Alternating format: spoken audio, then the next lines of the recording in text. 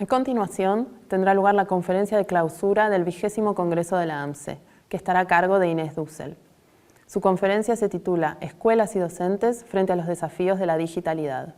Inés Dussel es profesora investigadora del DIES Investab, México, y profesora invitada de la Universidad Pedagógica Nacional de Argentina. Es miembro del Sistema Nacional de Investigadores de México, con nivel 3. Fue directora del área de educación de Flaxo, Argentina, entre 2001 y 2008, y profesora visitante en las universidades de París 8, Humboldt en Berlín y en la Universidad de Melbourne. Es doctora en educación, egresada de la Universidad de Wisconsin-Madison. Su formación de base es en Ciencias de la Educación en la Universidad de Buenos Aires y cuenta también con una maestría en Ciencias Sociales de Flaxo, Argentina. Fue becaria de la Fundación Spencer de Estados Unidos, de la DAD en Alemania, del CNPq en Brasil y de la Universidad de Buenos Aires, Argentina, así como del Georg Eckert Institute en Alemania. Es coeditora de la revista Pedagógica Histórica. Recibió en 2008 el Humboldt Research Award, otorgado por el Alexander von Humboldt Stiftung en reconocimiento a su trayectoria académica. Buenos días, buenas tardes, hola, hello, bonjour, pour tous, tú. Quiero agradecer muchísimo la invitación a brindar esta conferencia, a tener este momento de reflexión en el Congreso de la Asociación Mundial de Ciencias de la Educación y de Investigación, que nos junta, nos reúne a muchas y muchos investigadores del mundo y poder pensar los temas que se han propuesto en relación a la docencia y a la formación docente, pensando también con un horizonte de futuro. Lo que quiero presentarles ahora son algunas reflexiones en relación a una línea de trabajo que vengo desarrollando hace un tiempo, que tiene que ver con pensar los cambios en las formas del saber escolar y del trabajo escolar en relación a la digitalidad. Y específicamente referirme a algunas investigaciones que hicimos en México, en Argentina, también con algunas colegas en Chile, en relación a los cambios que están ocurriendo y tomando también en consideración lo que ha pasado con la pandemia, que fue un momento que puso a prueba muchas de nuestras preconcepciones sobre estas transformaciones de la digitalidad. Entonces, bueno, voy a compartir una presentación que plantea, pero el título es precisamente ese, Escuelas y docentes frente a los desafíos de la digitalidad. Esta primera imagen viene de una investigación que realizó una investigadora chilena, Úrsula Bravo, que estuvo trabajando con lo que pasó con las paredes del aula durante la pandemia y poder pensar lo analógico y lo digital de otras maneras. Y bueno, después voy a referirme un poco más a estas cuestiones. Empiezo por algunos referentes teóricos y que también es un reconocimiento de mis deudas intelectuales, son muchas más de las que podría mencionar aquí, pero ciertamente hay un trabajo con mis maestras en Argentina, con Cecilia Braslaski, Adriana Puigros, siempre una reflexión política sobre la escuela, sobre la democracia, una reflexión, yo diría también pedagógica sobre la democracia, también con maestras que están en México, con Justa Espeleta, con Elsie Rockwell, también Thomas Popkewitz en la Universidad de Wisconsin, con quien hice el doctorado, y la reflexión que él hace retomando a Foucault, retomando a Bernstein y tantos otros autores en relación a una sociología política del conocimiento escolar. Y finalmente también quiero mencionar en el área más francófona o de la pedagogía de la Europa continental, a Jan Magellan y a Bernard Charlotte, cuyas reflexiones para mí han sido muy importantes, sobre todo diría en los últimos años, en relación a pensar la escuela y los saberes escolares de otras maneras. Bueno, muy brevemente, algunas referencias también de orden teórico. Por ejemplo, para mí una reflexión interesante para pensar el tema que propongo tomar como eje de esta charla, que es escuelas y docentes en los desafíos de la digitalidad, es tomar la noción de trabajo escolar, y aquí hay una socióloga de la educación francesa, Anne Barrère, cuyo trabajo me parece sumamente interesante, que también está en diálogo con varios de estos autores que mencioné, con Charlotte, ¿no? y con toda la sociología de la educación francesa. Y ella dice, bueno, pensemos que en la escuela se hace un tipo de trabajo específico y que ella propone pensar a partir de esta categoría de trabajo escolar como aquello que organiza interacciones, intercambios y que además involucra un trabajo con el saber, ¿no? No es cualquier trabajo, no es cualquier tipo de socialización o de subjetivación la que produce la escuela, sino es una subjetivación que tiene que ver con un tipo de trabajo específico con los conocimientos, con el saber. Y en ese sentido ella dice, bueno, varias cosas, pero una noción que me interesa es esta idea de un trabajo palincesto, que hace simultáneamente varias cosas, ¿no? Que pone en comunicación cuerpos, saberes, ¿no? Organiza un tiempo y espacio, supone una gestión de ese tiempo-espacio común y de ciertos eventos puntuales, ¿no? Dice, bueno, también tiene su monotonía, tiene su rutina, su aburrimiento, ella por ejemplo, propone analizar el dictado como una forma del trabajo escolar.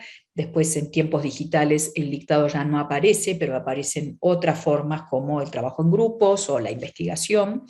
Y bueno, y esto que hay que planificarlo, ¿no? Que hay que organizarlo, y también un trabajo creativo, perdón, un trabajo que tiene que movilizar alguna dimensión personal para poder ser más eficiente.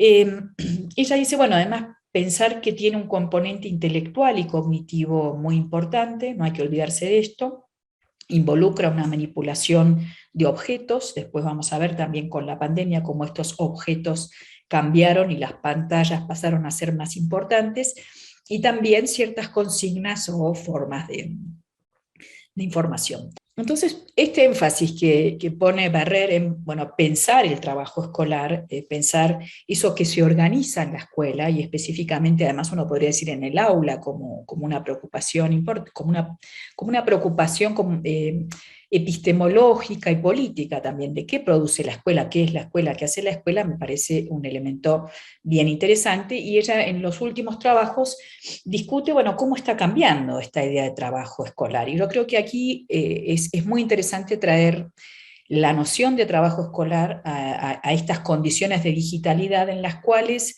lo que predomina es más bien, y ella lo dice muy claramente en este texto aquí mencionado, una idea de un sujeto más hedonista, ¿no? Digamos, una caída, un declive de esta noción de la ética protestante del trabajo. Hay que hacer el trabajo porque hay que hacerlo, porque hay que ser disciplinado, porque hay que esforzarse, y en un contexto diferente, que podemos decir ahí con Pekka Himanen, un finlandés que ha trabajado mucho, ¿no? Esta cuestión de esa condición o de ese desplazamiento de la ética protestante del trabajo en tiempo digital a lo que él llama la ética del hacker. Y luego también hay vinculaciones en América Latina para poder pensar esa intensidad que promete, ¿no? Lo digital, también con algo que aparece en la cultura del narcocorrido o en culturas, digamos, que están en el borde de la legalidad, también que prometen una enorme intensidad, ¿no? Bueno, ahí hay una expresión que tomo de Carlos Monsiváis, un gran crítico cultural mexicano, que él hablaba de la vida breve pero intensa del narcotráfico, y me parece que hay que ponerla como una contracara a aquella ética del hacker que tiene alguna ligazón moral, ¿no? Entre ambas cuestiones, con una gran valoración del hedonismo, de la intensidad, y una desvalorización de temas como la disciplina y el esfuerzo, que eran tan centrales para la ética protestante, ¿no? Del capitalismo. También Barrer, con una colega, Camille Nuss, pone de manifiesto que hay que pensarlo en términos pedagógicos, cómo se desplazan estos ideales, cómo aparecen otros ideales pedagógicos, no necesariamente son nuevos. En la escuela nueva, desde principios del siglo XX, aparece algo de esto, con el individualismo de corte montessoriano, pero recientemente también uno podría decir aparece una valoración fuerte en la noción de competencias y un saber hacer, en la cual es menos el tiempo de trabajo, ¿no? O el proceso de trabajo, y más lo que se logra hacer, ¿no? Ahí hay una confluencia, uno podría decir, de nuevas pedagogías con una nueva ética cultural, un nuevo momento político, ético, cultural que valora otras cuestiones, ¿no? Barrer también habla, bueno, de cómo esto convive, todos estos nuevos ideales pedagógicos, de que hay que hacer las cosas porque te gustan, por placer. Si uno mira los discursos de la lectura, eso es muy claro, cómo cada vez más lo que se privilegia es el placer de la lectura y no un deber de la lectura, al mismo tiempo aparece en contradicción con esto otro que también es muy importante en los sistemas educativos contemporáneos, que es la presión de las evaluaciones y este culto a la performance, ¿no? Con la idea de que hay que competir y ganar, ¿no? Y ahí Barrer dice, bueno, en el trabajo escolar cada vez más vemos un cierto dualismo entre un sujeto estratégico que busca triunfar en las evaluaciones y un sujeto hedonista que busca más bien el predominio de hacer las cosas porque nos gusta, porque nos interesa, ¿no? Y esta movilización más intrínseca en relación al saber escolar, ¿no? Y ella dice, bueno, un lugar donde se puede ver esto bien es como el crecimiento de las pedagogías artísticas en la escuela e incluso lo que ella y también Stéphane Bonnery, otro gran pedagogo francés, llaman la artistización de la escuela, ¿no? Una cierta difuminación de un ideal artístico, de un ideal vinculado, como decía antes, a un cierto hedonismo, en el cual lo que se valora en el trabajo escolar es ese momento de intensidad y también la singularidad, ¿no? La idea más de evento, de performance, en el sentido de una performance artística, ¿no? De algo original, de algo creativo, y no tanto, una caída, podríamos decir, en desuso, de aquellas rutinas y prácticas del trabajo escolar que apostaban más a un cierto hábito, ¿no? Por ejemplo, vuelvo al dictado o a otro tipo de ejercicios, cuestionarios, ¿no? Más rutinizados, más automatizados, o más formulaicos, ¿no? Entonces esta idea de, bueno, de lo que hay que buscar en la educación es más bien momentos de enorme intensidad, momentos singulares que logren atraer esa inspiración, esa creación y que en ese sentido convoquen a ese sujeto hedonista a vincularse al trabajo escolar. Estas son condiciones de época, podríamos decir. Ahora quiero detenerme brevemente en una idea también muy importante. Estoy en el nivel de los ideales pedagógicos o de cierta economía moral del trabajo escolar, y quisiera mirar ahora la materialidad del trabajo escolar, porque también esa economía moral o ese planteo pedagógico, político, epistemológico sobre el saber escolar se apoya en ciertos soportes, y aquí quiero traer también otras reflexiones de lo sociotécnico de la escuela para también poder pensar lo digital, ¿no? Como un entorno sociotécnico particular. Y ahí obviamente estamos muy influidos por lo que pasó en la pandemia y por esta idea de que tuvimos que hacer escuela sin el edificio escolar, y esto nos llevó a discutir si la computadora puede o no ser una escuela. Y yo menciono muchas veces este ejemplo porque yo me formé como historiadora de la educación, precisamente con Cecilia Braslaski, con Adriana Puigros, y esta reflexión sobre que la escuela no siempre fue igual materialmente, fue muy distinta, materialmente y simbólicamente no fue igual, me lleva también a pensar, bueno, quizás en el futuro la escuela sea o sea, suceda básicamente de modos virtuales. Pero en todo caso ahí nos lleva a una discusión de, bueno, si esto puede ser una escuela y en todo caso, ¿qué es una escuela? Y ahí, muy brevemente también, quiero mencionar algunas notas de lo que yo considero centrales, ¿no? Para pensar ese trabajo escolar en un espacio-tiempo específico, y aquí voy bastante de la mano de la reflexión de Jan Magellan en muchos escritos. El más conocido quizás al respecto es este texto que está aquí citado, En defensa de la escuela, en la cual él menciona una idea muy importante de que la escuela puede realizar ese tipo de trabajo del que habla Barrer,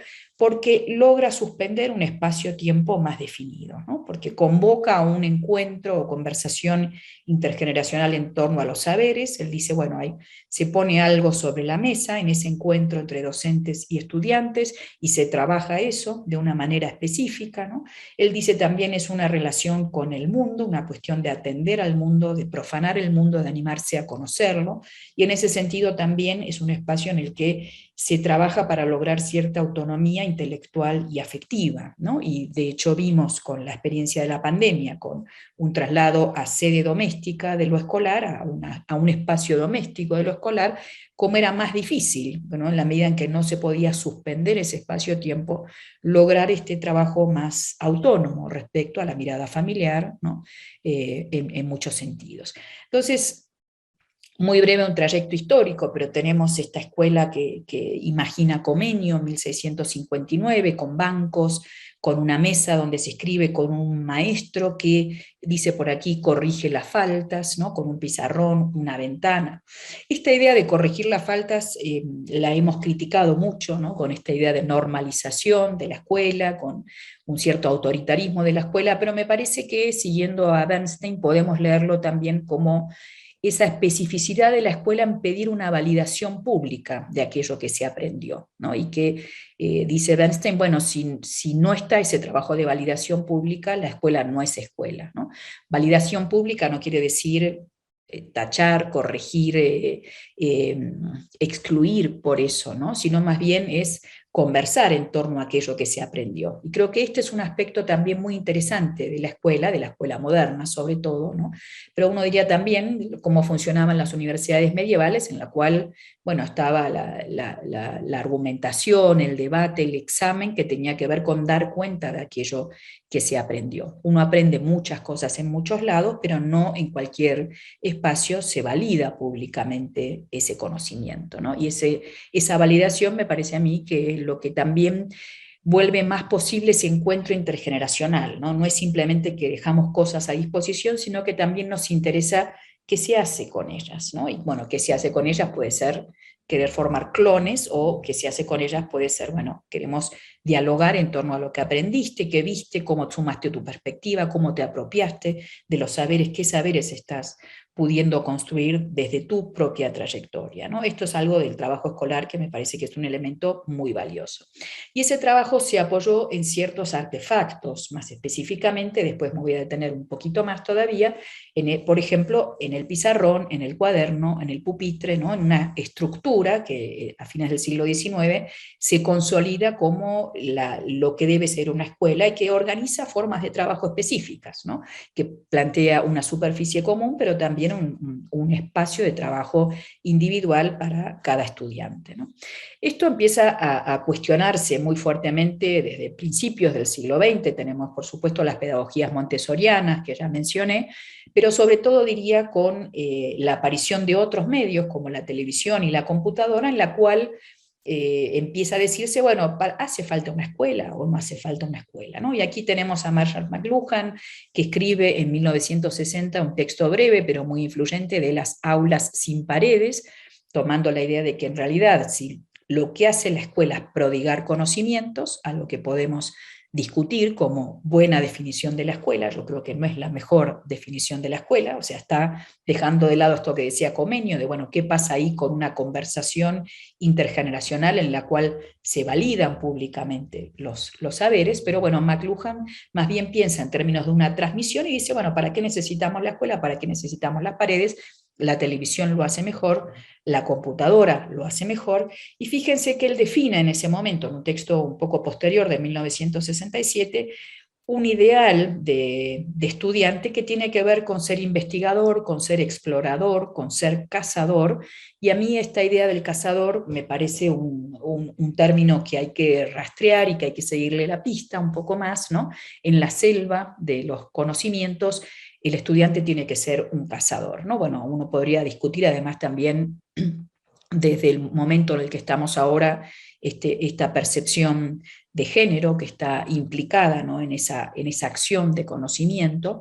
Pero yo diría no solamente eso, sino también hay una idea, y esto se ve muy claramente en un grupo de arquitectos que se ponen a diseñar nuevas escuelas inspirados por McLuhan, ¿no? Y bueno, ¿qué serían entonces unas escuelas distintas, ¿no? Y lo llaman así, nuevas escuelas para nuevas aldeas? Y en el fondo, como dicen otros autores críticos de esta visión de McLuhan, en el fondo el futuro para McLuhan parece estar atrás, ¿no? Parece estar en formas educativas que pasan más por una aldea educadora, no necesariamente esto, ¿no?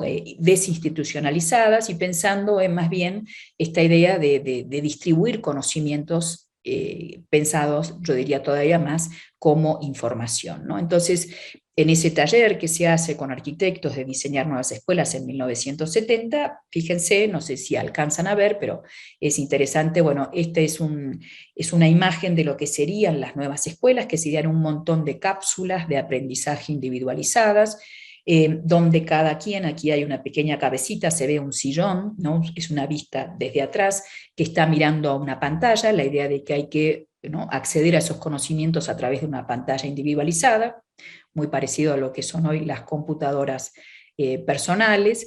Y por otro lado, fíjense esta otra idea de que, bueno, los estudiantes van a tener una especie de escafandra o de un carrete, lo llaman, ¿no?, que se va a poner sobre los hombros, que parece como los viejos buzos, ¿no?, los viejos artefactos submarinos, y dice, bueno, si la educación hoy tiene esta forma del anfiteatro y la lección para todo el grupo, en cambio aquí vamos a tener una educación individualizada, en la cual, bueno, todavía requerían pequeños cables, ¿no? Y bueno, una idea que hoy nos da un poco de risa, pero que tiene que ver con este ideal de, bueno, cada quien va a recibir la educación a su aire, va a ser el propio gestor de sus aprendizajes, ¿no? Y una idea de lo que importa es este tiempo hecho a medida, ¿no? Y una realidad que, en ese sentido, una especie de precursor, ¿no?, de la realidad virtual. Por supuesto, las escuelas de hoy no se parecen a eso que imaginaban los McLuhanianos en los años 60-70, pero yo diría que, aunque no triunfó esa forma de diseño de la materialidad, sí triunfó una idea de que lo que importa es que la escuela sea interactiva, creativa, participativa, y además con una identificación de que todo eso no sucede con las viejas tecnologías del libro, del cuaderno, del pizarrón, sino que sucede con lo digital, ¿no? Y que aquí lo digital es lo que garantiza prácticamente, así lo piensan, ¿no?, la participación, la creatividad, ¿no?, la inspiración, el involucramiento de los estudiantes. En ese sentido, yo creo que discursivamente ha sido muy, muy eficiente y muy poderoso, ¿no?, esta visión de la escuela y una idea de que hay que ir hacia una escuela de otro cuño, en la cual, bueno, las viejas tecnologías del saber no sigan, no persistan, y más bien se las reemplace por estas otras que aparentemente garantizan aquello que hay que garantizar, ¿no? El contexto que tenemos hoy es un contexto, por supuesto, que no se podía imaginar en los años 60 y 70, y aquí hay una transformación enorme, estamos viviendo, incluso siguiendo algunos autores, dicen, bueno, no es que estemos en la revolución digital ya terminó, estamos más bien en una condición, en una transformación ontológica, ¿no?, de una digitalización de lo humano, el celular sobre todo, que es una extensión de nuestro cuerpo, con una extrema portabilidad, una conexión espaciotemporal continua, nos acompaña al baño, a la cama, a todos lados, un borramiento de las fronteras de lo privado y lo público, un seguimiento, ¿no?, una geolocalización permanente, y además esto dominado por grandes empresas, los 5 grandes, lo que hoy es este conglomerado de Facebook, Instagram, WhatsApp, ¿no?, que es Meta, bueno, que antes era Facebook, Apple, Amazon, Microsoft, y esto que hoy se llama Alphabet, YouTube, Google, que también es otro de los grandes gigantes, ¿no? Entonces me parece que hay que ver, no es solamente el soporte, sino también aquello que el soporte está trayendo, y nuevas autoridades del conocimiento y nuevas autoridades político-económicas, incluso mucho más poderosas en algunos casos que todos los estados nacionales, ¿no?, que cualquier estado nacional considerado individualmente. Tenemos esta cultura de la conectividad, entonces, ¿no?, una humanidad que está crecientemente interconectada. Si uno mira los datos, bueno, hoy cerca de un 60% de la humanidad está conectada, esto es un volumen enorme, el número de celulares sobre todo es altísimo, y hay una datificación cada vez mayor de nuestra vida social, ¿no? Hay ámbitos, prácticamente todos los ámbitos de la vida humana están hoy siendo datificados, quiere decir cada una de las interacciones que hacemos, sobre todo a través del celular, pero también las computadoras, se convierte en un dato que luego organiza perfiles, que luego se vende, ¿no? Y en ese sentido, ese nuevo capitalismo en el cual se mercantiliza la atención, cuánto tiempo pasamos en las plataformas, en los dispositivos, qué hacemos, incluso la datificación de nuestro rostro, de nuestras reacciones, ¿no?, de nuestros espacios, aunque tratemos de borrarlos, también están ahí, ¿no? Y una socialidad que cada vez se hace más técnica, ¿no? Bueno, y ahí apareció ratificación, pero es datificación, trabajos como lo de Shoshana Zuboff o Evgeny Morozov, que debaten y denuncian, yo diría, nueva mercantilización de la sexualidad, de la amistad, del conocimiento, ¿no? Elementos que, una colonización de datos que tenemos que discutir y pensar mucho más en el ámbito educativo y mucho más también a partir de la pandemia, donde todo esto se expandió muchísimo, ¿no? Entonces, antes de la pandemia ya las aulas estaban atravesadas por los medios digitales, no solamente por la presencia concreta de los dispositivos, sino también por nuestra propia expectativa de lo que pensamos que es conocer. Conocer cada vez más se vuelve equivalente a buscar información, esta idea de que, bueno, hay una atención cada vez más corta, no me refiero necesariamente en términos fisiológicos, sino más bien a un acostumbramiento de que, bueno, hay una economía visual cada vez más acelerada, más rápida, más de impacto, ¿no? Y una estructura del aula, si se fijan, y ahora esta es una imagen que publicó el New York Times en una nota muy crítica sobre la presencia de las corporaciones, pero si comparamos esta aula comeniana con este aula, podríamos decir, bueno, aquí hay un descentramiento, una descentralización, ¿no? Una poliactividad del aula, un docente que está un poco marginado, ¿no? Lo central parece que pasa en esta interacción estudiante-dispositivo, una delegación de la autoridad, incluso el espacio aural, el espacio sonoro, ¿no? De aislarse sonoramente del espacio y una confianza muy fuerte en esta exploración individual y en esta navegación individual, y en ese sentido vuelvo a esta idea de delegación de la autoridad, ¿no? Epistemológica en las grandes plataformas de búsqueda y en las grandes plataformas que están sucediendo. Entonces quiero detenerme un poco, bueno, cómo cambió o qué pudimos ver en la pandemia en relación a estas formas de trabajo en la escuela. Vuelvo a la idea de forma de trabajo escolar, que tiene su materialidad y que pasó con una materialidad diferente, y también qué pasó ahí con el trabajo docente. Bueno, primero quiero traer algunos elementos, dibujos que hicieron docentes y estudiantes en la pandemia de cómo fueron sus espacios de trabajo. Aquí hicimos un ejercicio de mapeo con docentes en la provincia de Córdoba, en Argentina, en el marco de un curso de formación docente en la pandemia, el Instituto Superior de Estudios Pedagógicos. Y bueno, y les pedimos que mapeen ese entorno sociotécnico, trabajamos esa categoría de la escuela y salieron mapas distintos, y en ese sentido, bueno, yo digo que son mapas porque representan, ¿no? Este espacio situando lugares y fenómenos, ¿no? Y bueno, y aquí me baso también en un hermoso trabajo de historia de los mapas franceses, en los cuales vemos, bueno, que los mapas se veían muy distintos a cómo los pensamos hoy, ¿no? Y bueno, en ese sentido también abrir un poco nuestras formas de cartografiar la escuela y de pensar la escuela, ¿no? Y aquí, por ejemplo, hay un mapa que hizo una docente cordobesa que es muy interesante, bueno, que aquí vemos, ¿no? Bueno, no solamente lo que se representa, sino cómo se lo conecta, las flechas, y bueno, aquí está el Ministerio de Educación, el currículum, los protocolos COVID que vienen por otro lado, aquí está la escuela, este es un momento ya de funcionamiento híbrido de las escuelas. De la escuela aparecen conexiones, por un lado una familia que dice que acompaña, que tiene espacio, netbook personal, wifi, tiempo, alumnos que se aburren, dicen eso es todo. Otra familia que hace lo que puede, así la categoriza esta docente, que tienen un solo celular con datos en el cual tienen que hacer de todo. Una familia que no tiene nombre, que no tiene conexión y a la que llega fotocopia, clases en papel. Fíjense que las flechas que vuelven no son flechas vuelve el COVID, ¿no? En términos de conocimiento no necesariamente vuelve algo, y esto es interesante. Entonces aquí yo diría, subrayo por ahí concepciones de la familia, de la interacción, ¿no? De lo que se puede organizar en un contexto de pandemia, en un contexto de transformación muy fuerte de la materialidad de la escuela y de las condiciones del trabajo escolar.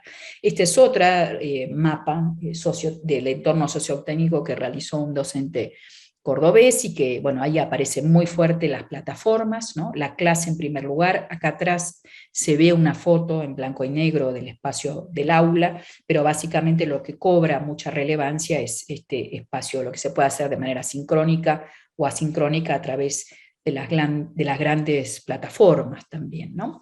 Este es otro diseño también muy interesante, fíjense cómo hay también, no es necesariamente esa idea de McLuhan del aula sin paredes, que todo fluye, sino más bien aparecen siempre flechas un poco interrumpidas, ¿no?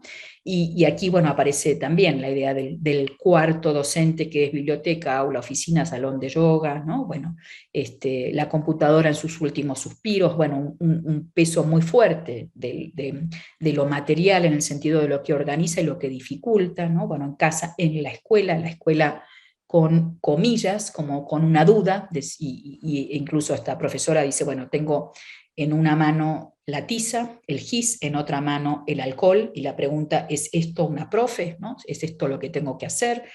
Bueno, en la casa la puerta siempre cerrada, en la escuela la puerta siempre abierta.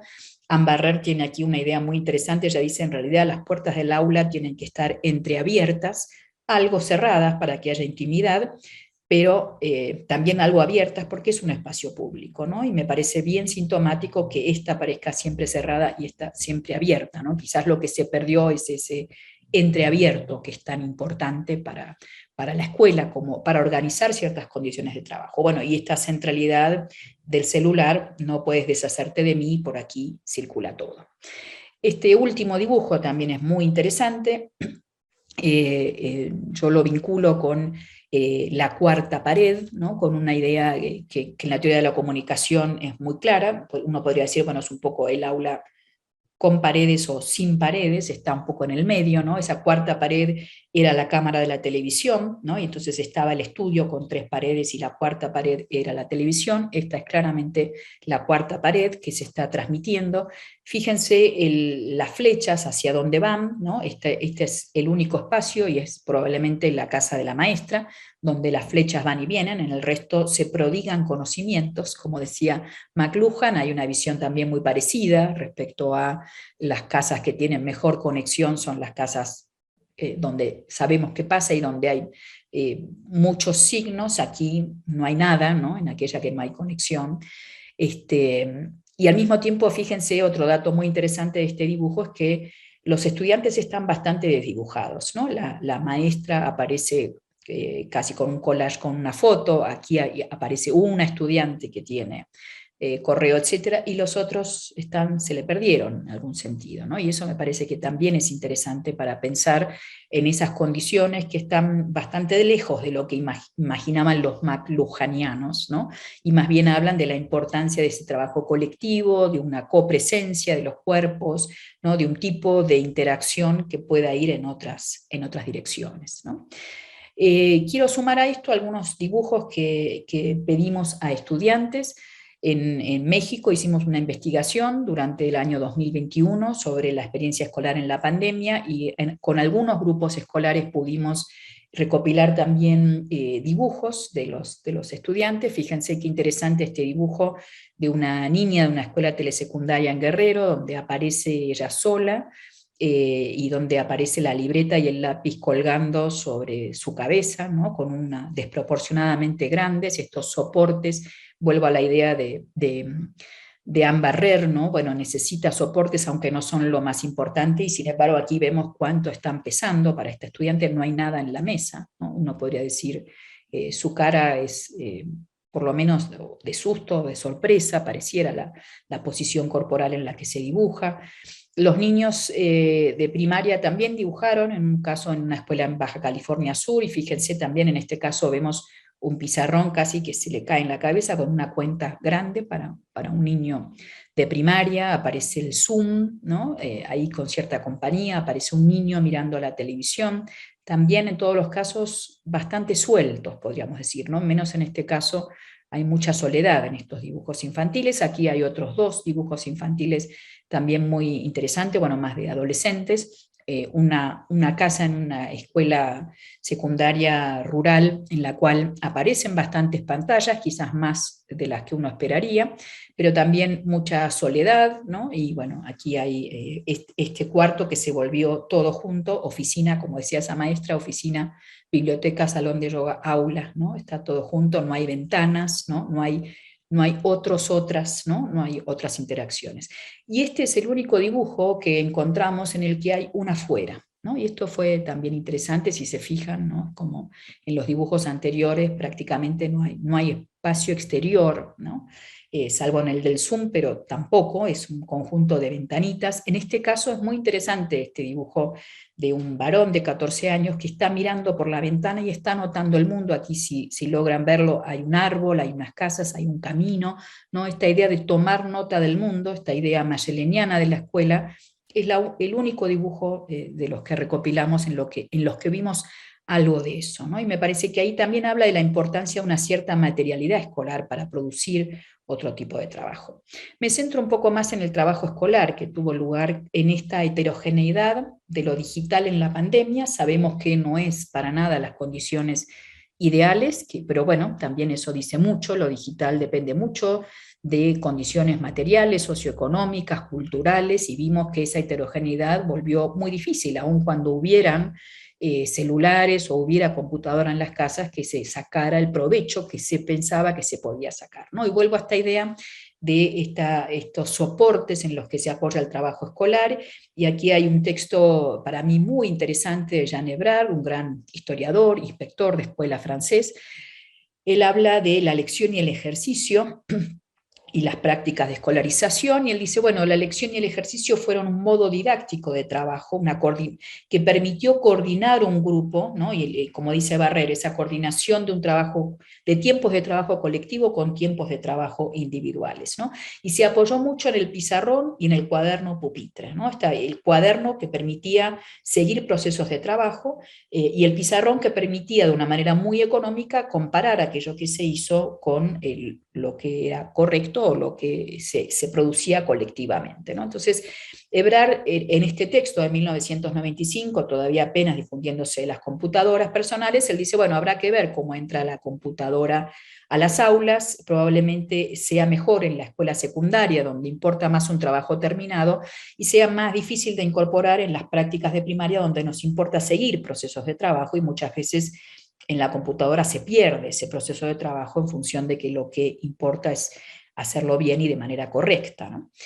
¿Qué pasó en la pandemia? Bueno, hubo que trabajar en distintos soportes, hubo para los docentes implicó un trabajo intensificado, mucho más fuerte, de bueno, tener que moverse entre plataformas y bueno, grabar videos, ir del WhatsApp al Classroom o al Teams o a donde estuvieran, si es que podían, o a la fotocopia o al papel, ¿no? También hubo mucho énfasis, y esto tiene que ver con otras condiciones de la escuela, como organización burocrático-administrativa, de poder entregar evidencias de que se estaba trabajando, tanto de los docentes hacia sus autoridades como de los estudiantes hacia sus docentes. Hay algo previo ahí de una idea de que un buen docente es el que da mucha tarea, y esto en la pandemia todavía se volvió más fuerte, ¿no? Y yo creo que esto es algo para pensar. Lo digital no modifica esto, más bien a veces lo facilita y lo profundiza, ¿no? Y en ese sentido, bueno, muy poca coordinación del trabajo colectivo, mucha ida y vuelta de tareas, entendido también como un conocimiento terminado y correcto, ¿no? Y muchas veces dejando muy solos a los estudiantes, como aparecen en los dibujos, para que resuelvan las tareas como pueden, ¿no? Se usó mucho WhatsApp, sobre todo en América Latina, se usó menos el Zoom u otras formas de encuentro sincrónico, con sus ventajas y sus desventajas, ¿no? Sobre todo el WhatsApp tuvo un uso en algunos países, en algunos estudios, en México y Argentina, se ve casi un cerca de 90% de las escuelas se comunicaron con sus estudiantes, sobre todo por WhatsApp, y eso permitió llegar más lejos, llegar a casi todas y todos, pero muy centrado en esas respuestas correctas, en ida y vuelta de tareas, en una conversación sobre todo afectiva, y mucho más difícil un trabajo sobre lo específico, ¿no? Y por ejemplo esta idea de validación pública de los conocimientos, más centrado en entregar y corregir que en trabajar sobre el error o en poder hacer un seguimiento y una vuelta atrás, ¿no? Y revisar conjuntamente y conversar sobre lo que se hizo, ¿no? Y esto también se vincula a un momento particular, me parece a mí, de lo digital, donde hay un contexto de poliactividad, volvemos a esa idea del aula digital con mucha actividad en simultáneo, una atención cada vez más efímera, y vuelvo a esta idea, ¿no? de lo efímero, no por una condición fisiológica, pero porque hay un régimen visual, tecnológico, que está todo el tiempo dándonos estímulos cada vez más fuertes. Y aquí en una investigación que estamos haciendo ahora, tanto en México como en Argentina, vinculado a una tesis de maestría y a otra investigación más amplia sobre desigualdades digitales, estamos viendo usos de YouTube para estudiar y lo que encontramos que los estudiantes privilegian son videos cortos y atractivos, ¿no? Ahí puse algunos verbatim de entrevistas, ¿no? En la cual, bueno, lo que quieren es sobre todo que sea atractivo, que sea corto, ¿no? Y una gestión del tiempo en ese sentido, en una economía de la atención cada vez más acelerada, más fragmentaria, más vinculada a estímulos altisonantes, ¿no? A estímulos fuertes, y vuelve más difícil ver otro tipo de interacción. Entonces, volviendo sobre este dibujo y para ir cerrando el argumento, bueno, aquí los soportes, no es casual que para este estudiante la libreta y el lápiz estén colgando sobre su cabeza, ¿no?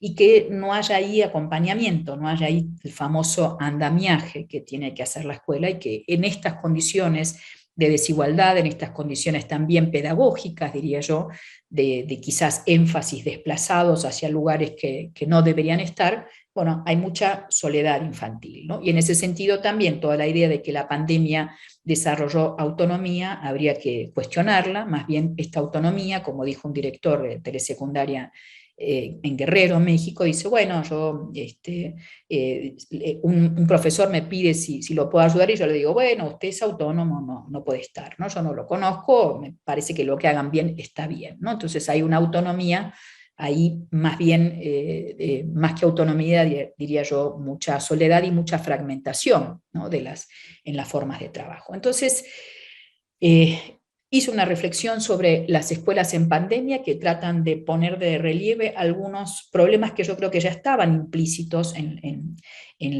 que traían los medios digitales, y pienso que ahí hay que pensar, bueno, cómo respondemos y cómo pensamos otros futuros, ¿no? De hoy para mañana, como dice el título de este congreso. Yo creo que ahí, bueno, hay algunos ejes por los que podemos tratar de seguir, ¿no? Un primer elemento es tratar de seguir qué está pasando con los saberes, qué está pasando con los conocimientos, qué viajes y trayectorias de conocimientos se están proponiendo, ¿no? Esto que mencioné antes en relación a esta delegación del conocimiento en las plataformas, ¿no? Un desplazamiento muchas veces de los saberes docentes, una cierta automatización o burocratización del saber, que por supuesto no inventan los medios digitales, pero que en todo caso de ratos profundizan de no mediar otras políticas pedagógicas y otras pedagogías y didácticas en las aulas, ¿no? Y vuelvo a una idea muy, muy interesante de esta filósofa y escritora Chantal Meliard, que ella dice, bueno, conocer implica merodear por lo ajeno, extraviarse, alejarse, irse lejos y volver para producir una reflexión sobre lo propio, y si no hacemos eso hay un riesgo de convertirnos en turistas, ¿no? Más bien reforzamos siempre lo mismo, y en ese sentido yo diría va mucho de lo que se hace hoy, por ejemplo, con las búsquedas de información, ¿no? También pensaría en la autonomía, me parece que este es otro eje a pensar, cómo no abandonar una preocupación por la autonomía, y ahí pongo muy en duda esta idea de la exploración, ¿no? Y la interactividad que prometen los medios digitales no necesariamente es autónomo, al revés, muchas veces está más automatizado, y vuelvo a una idea que propone la socióloga de la educación Eloise Durler cuando habla de la autonomía obligatoria y esta obligación, ¿no? De la autorregulación. Ella propone pensar la autonomía un poco en términos de este tobogán o resbaladilla. Dice, bueno, no es que simplemente uno los lanza para que se estrellen en el piso, sino que hay que pensar en un diseño adecuado, hay que pensar en un acompañamiento adulto a lo largo del camino, bueno, ¿no? Más bien ir pensándolo como una autonomía progresiva, y creo que hay que pensar esta imagen en términos digitales, ¿no? No es simplemente te dejo para que explores, sino es también como organizar un andamiaje en el cual se vuelvan más autónomos, ¿no? En esa exploración. Creo también que es muy importante la discusión sobre esa curaduría o selección de lo digital en las escuelas, ¿no? No todo lo que llega es bueno, y me parece ahí, siguiendo a Michelle Petit, una gran, para mí, pensadora en torno a libros, bibliotecas, ¿no? Cultura actual. Ella dice, bueno, la biblioteca es a Internet como el jardín es a la selva, y donde ella dice biblioteca, yo diría la escuela es a Internet como el jardín es a la selva, ¿no? Más bien uno hace ahí una selección del mundo, y lo que importa en esa selección es la calidad de la presencia del mundo que se trae, ¿no? Y me parece que no es solamente, lo digital no tiene calidad por sí, tampoco lo analógico, por supuesto, y que hay que plantear allí, bueno, preguntas profundas sobre qué presencia del mundo, ¿no? Se está trayendo a la escuela, y que no es simplemente busquen información o vean videos, sino, bueno, qué están viendo, qué están pudiendo hacer con eso que están viendo, ¿no? Y finalmente creo que también viene un momento de una reflexión muy fuerte, que esto ya venía siendo discutido, respecto al trabajo docente, ¿no? Me parece que en estas condiciones, más que otras veces, tenemos que pensar en ese entramado institucional colectivo que sostiene a la escuela. Y vuelvo aquí a los mapeos, ¿no? Esta idea de que efectivamente el docente o la docente no están solos, ¿no? Aunque estén en el aula de manera individual, siempre hay un entramado colectivo, ¿no?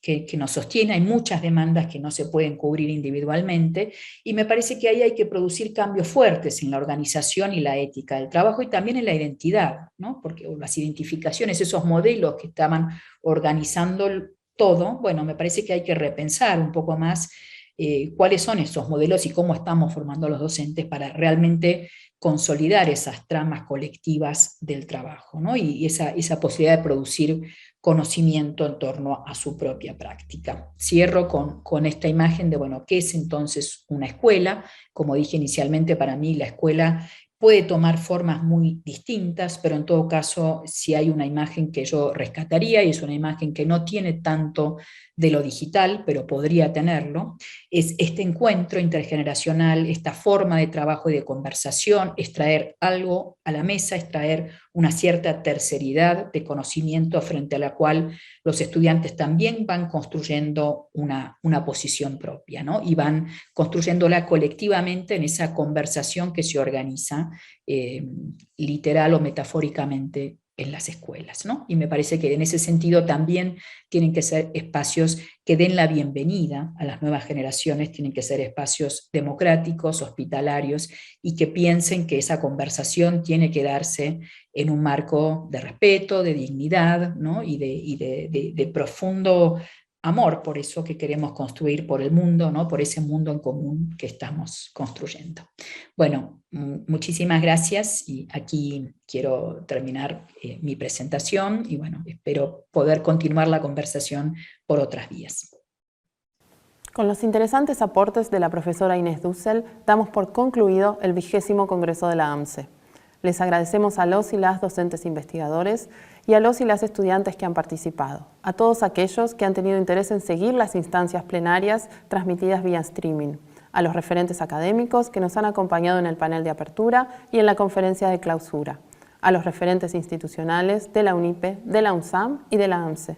Esperamos que todos y todas hayan hecho del 20º Congreso de la AMSE en modalidad virtual una experiencia interesante y fecunda. Felicitaciones a todos y todas. Nos encontramos nuevamente en el próximo Congreso de la AMSE.